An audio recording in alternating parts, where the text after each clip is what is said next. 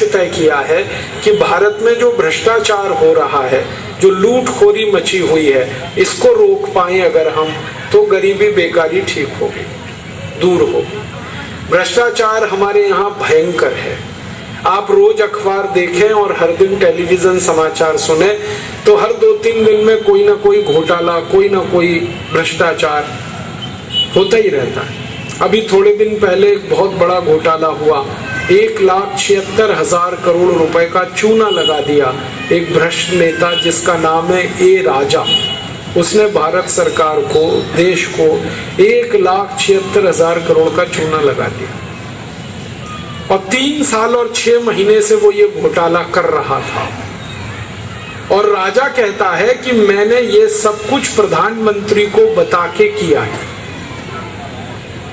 वो कहता है कि सब बात प्रधानमंत्री को बताई थी मैंने। और प्रधानमंत्री की इतनी हिम्मत नहीं कि 3 साल और 6 महीने जो घोटाला करने वाला मंत्री है उसको निकाल सके मंत्रिमंडल से। इतना बड़ा घोटाला आजादी के इतिहास में पहली बार हुआ। 1,76,000 करोड़ इतनी बड़ी रकम है कि अगर इससे सोना खरीद लिया जाए तो छत्तीसगढ़ राज्य के हर एक गांव की सड़क पर 10 मिलीमीटर मोटाई की सोने की परत बिछा सकते।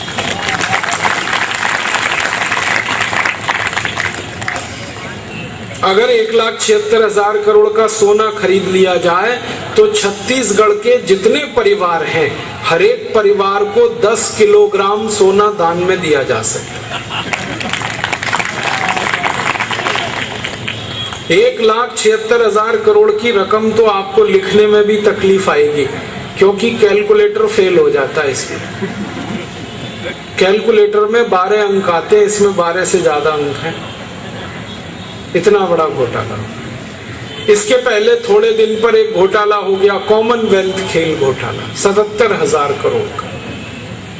कॉमनवेल्थ खेल घोटाला इतना जबरदस्त है, कभी तो हंसी आती है मुझे। ये कॉमनवेल्थ खेल क्या है? ये वो खेल हैं जिनको दुनिया के 71 देश खेलते हैं और ये सारे 71 देशों को अंग्रेजों ने गुलाम बनाया था। तो ये 71 देश अपनी गुलामी को याद करने के लिए हर 4 साल में ये खेल खेलते हैं। दुनिया में ऐसे मूर्ख लोग देखे हैं जो गुलामी को याद करते हैं अपनी, और वो भी बहुत बड़े समारोह के साथ, भव्य समारोह करके गुलामी को याद करते हैं कि हाँ अंग्रेजों ने हमें गुलाम बनाया था। उनकी महारानी, वो महारानी को ही बुलाते हैं ये खेलों के उद्घाटन। बिना महारानी के आए खेल का उद्घाटन नहीं होता।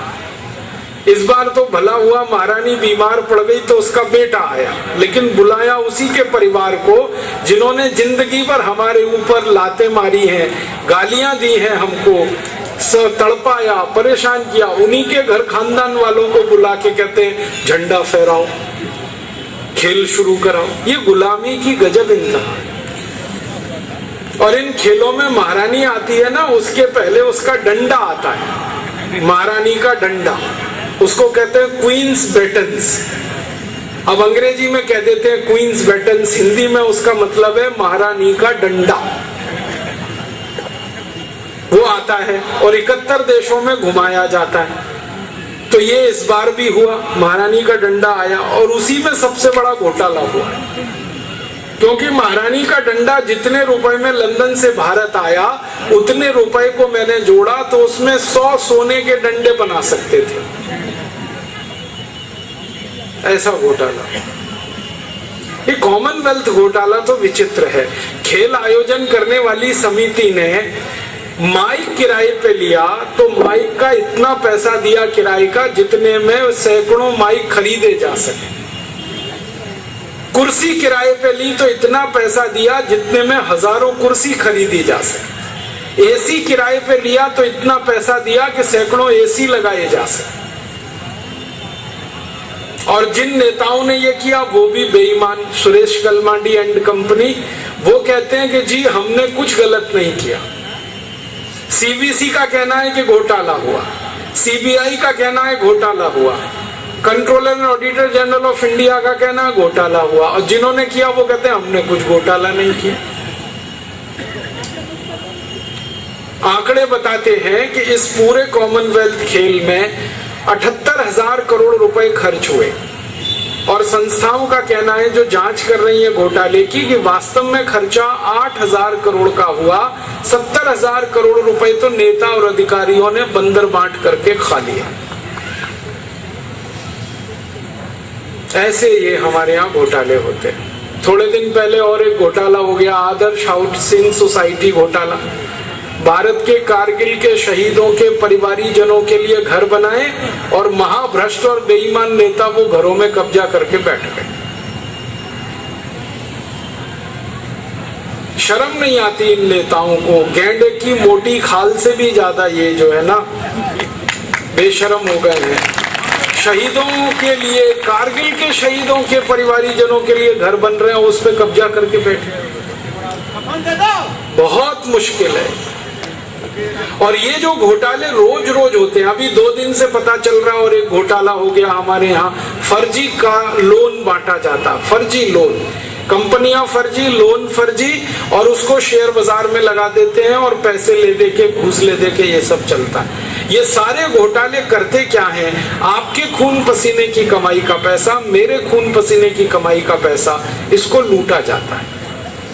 और ये घोटालों को देखकर अब ऐसा लगता है कि भारत में लोकतंत्र नहीं, लूट तंत्र चल रहा है। जिसको देखो वही लूट रहा है इस देश में। और ये घोटाले पिछले 64 साल से चल रहे हैं।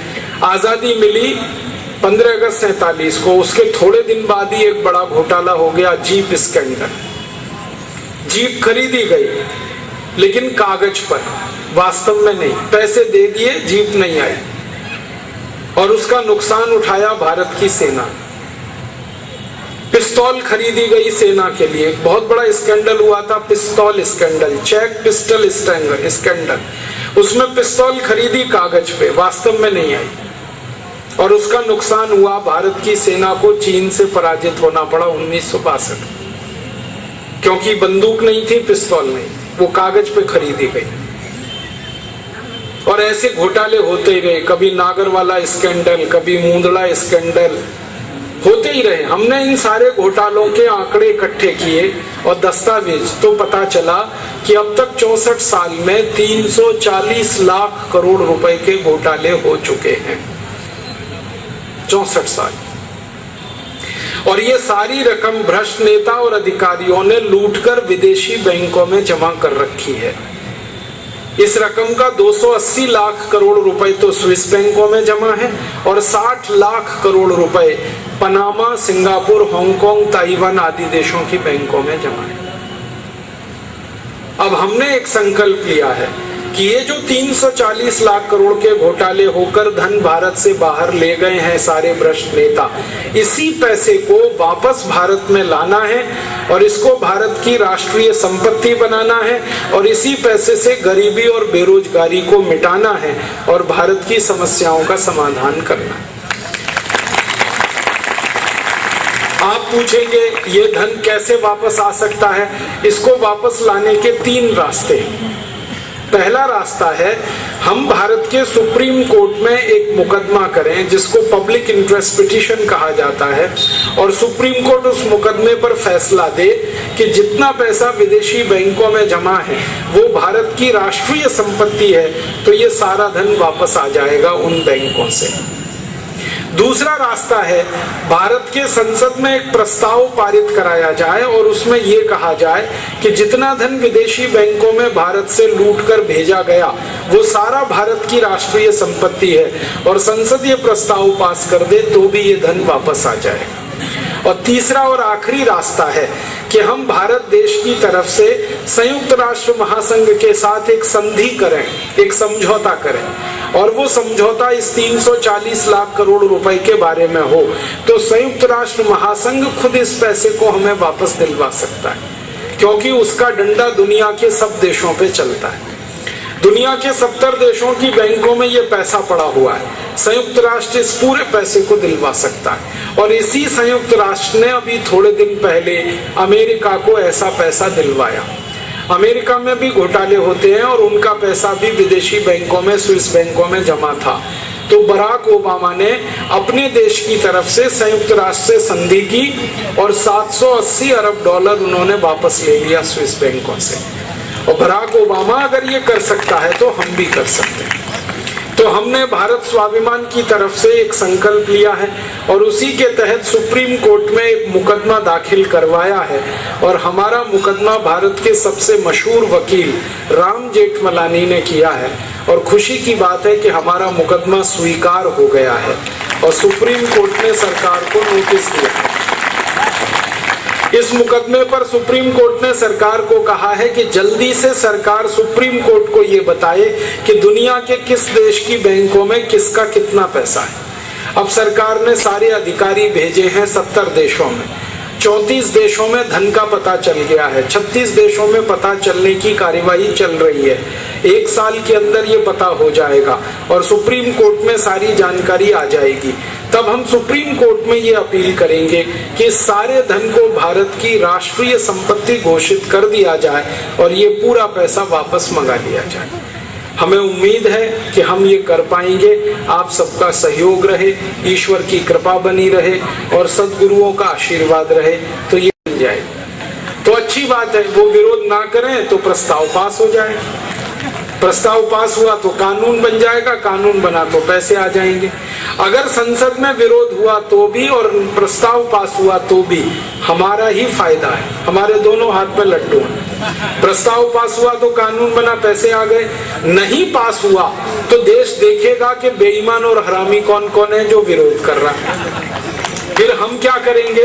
अगर प्रस्ताव पास नहीं हुआ तो सन 2014 में लोकसभा का चुनाव आएगा, तब सारे देश के चुनाव क्षेत्रों में घूम घूम कर हम उन नेताओं को हराएंगे जिन्होंने ये प्रस्ताव पास नहीं होने दिया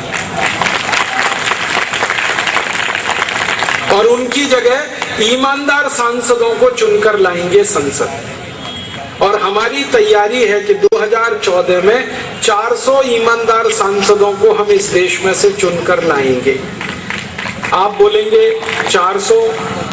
हाँ 400। कैसे?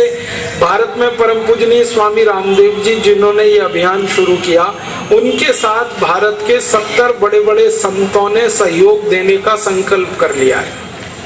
एक बहुत बड़े संत हैं परम पूजनीय स्वामी सत्यमित्रानंद गिरी, एक बहुत बड़े संत हैं परम पूजनीय स्वामी अवधेशानंद गिरी, एक बहुत बड़े संत हैं परम पूजनीय स्वामी जयेंद्र सरस्वती, एक बहुत बड़े संत हैं परम पूजनीय स्वामी गोविंद देव गिरी, एक बहुत बड़े संत हैं परम पूजनीय मुरारी बापू, एक बहुत बड़े संत हैं परम पूजनीय सुधांशु महाराज, एक बहुत बड़े संत तुल्य व्यक्ति हैं डॉक्टर प्रणव पंड्या, गायत्री परिवार। ऐसे 70 बड़े बड़े संगठन और संतों सन्यासियों ने तय कर लिया है कि पानी अब सिर से गुजर गया। भ्रष्टाचार के खात्मे के लिए ये सारे संत 2014 में एक एक संसदीय क्षेत्र में जाएंगे और 400 तो क्या 500 सांसदों को ये जिता लाएंगे। क्योंकि ये जो संत है ना, इनके सारे भक्तों की संख्या एक दिन मैंने जोड़ी तो इनके भक्त इतने हैं पूरे देश में कि वो इकट्ठे होकर वोट डाल दें तो 514 सांसद जीत जाएंगे। असंभव नहीं है ये काम, आसानी से होगा। संतों के आशीर्वाद से ये काम होगा। 514 सांसद जीत गए तो पार्लियामेंट में 1 मिनट में बिल पास होगा, 340 लाख करोड़ आ जाएंगे। और ये धन इतना है, 340 लाख करोड़ का सोना खरीद लिया जाए तो भारत के 25 करोड़ परिवारों में हर एक को 100 किलोग्राम सोना दिया जा सकता है। 1-1 क्विंटल सोना हर परिवार को दे सकते हैं। इतना बड़ा धन है और इसी धन से भारत की गरीबी बेकारी मिटा सकते हैं। इसकी योजना हमने बनाई है। हर भारत के गांव में 100-100 उद्योग लगाएंगे। जैसे जिन गांव में कपास पैदा होती है वहां खादी उद्योग लगाएंगे, जिन गांव में गाय है वहां मूत्र इकट्ठा करके गोमूत्र की दवाओं का उद्योग लगाएंगे, जिन गांव में गाय बैल भैंस गोबर है उनका उसमें गैस निकलती है मीथेन, उसके प्लांट बनाएंगे। गैस को सिलेंडर में भर के गाड़ी चलेगी, घर का खाना बनेगा, बिजली बनेगी। जिन जिन गाँव में आलू पैदा होता है वहाँ आलू के चिप्स बनवाएंगे, जहाँ टमाटर है वहाँ टमाटर सॉस बनेगा, जहाँ आम पैदा होता है आंवला पैदा होता है। ये सभी गाँव में हर एक चीज को प्रोसेसिंग करने की इंडस्ट्री और एक एक गाँव में 100 उद्योग और सभी उद्योगों को लगाने में 10 लाख करोड़ का खर्च हो।